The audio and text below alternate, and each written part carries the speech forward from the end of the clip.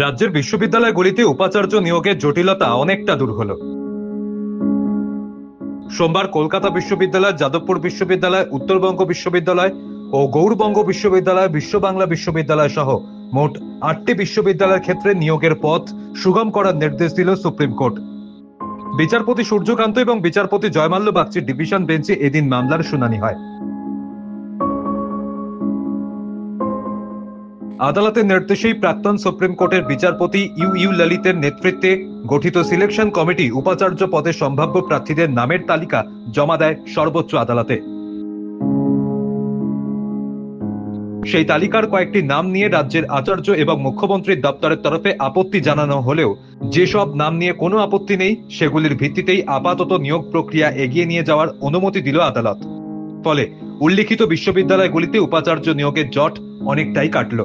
বিচারপতিরা আরও জানান, মামলার পরবর্তী শুনানি ইন চেম্বার অনুষ্ঠিত হবে। আদালতের এই নির্দেশের ফলে দীর্ঘদিনের প্রশাসনিক অচলাবস্থা থেকে আংশিক মুক্তি মিলবে বলে মনে করছেন শিক্ষা মহল। এর আগে রাজ্যের বিশ্ববিদ্যালয়গুলিতে উপাচার্য নিয়োগ নিয়ে রাজ্য সরকার ও রাজভবনের টানাপোড়েনের মধ্যেই মোট 36টি বিশ্ববিদ্যালয়ের 19টিতে উপাচার্য নিয়োগের প্রক্রিয়া সম্পন্ন হয়। বাকি 17টি বিশ্ববিদ্যালয়ের জট রয়ে গিয়েছিল।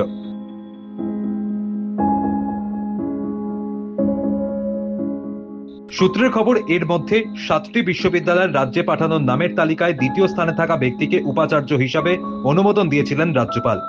আবার 8টি বিশ্ববিদ্যালয়ের ক্ষেত্রে রাজ্যপাল বেছে নেন তালিকা তৃতীয় স্থানে থাকা প্রার্থীদের। সাধারণত রাজ্যের পাঠানো প্রস্তাবিত তালিকার প্রথম নামেই রাজভবনের অনুমোদন মেলে,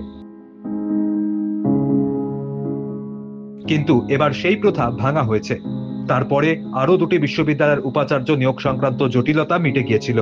শিক্ষা মহলের মতে সুপ্রিম কোর্টের হস্তক্ষেপ এবং পর্যায়ক্রমে জট মুক্তির ফলে রাজ্যের উচ্চশিক্ষা ব্যবস্থায় স্থিতি ফেরার সম্ভাবনা তৈরি হচ্ছে।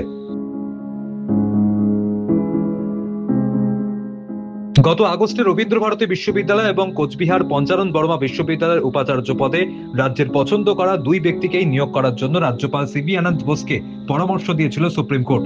শীর্ষ আদালতের নির্দেশের পর রবীন্দ্রভারতী বিশ্ববিদ্যালয়ের উপাচার্য পদে নিযুক্ত হন সোনালী চক্রবর্তী বন্দ্যোপাধ্যায় এবং কোচবিহার বিশ্ববিদ্যালয়ের উপাচার্য হিসাবে যোগ দেন সঞ্চারী মুখোপাধ্যায়।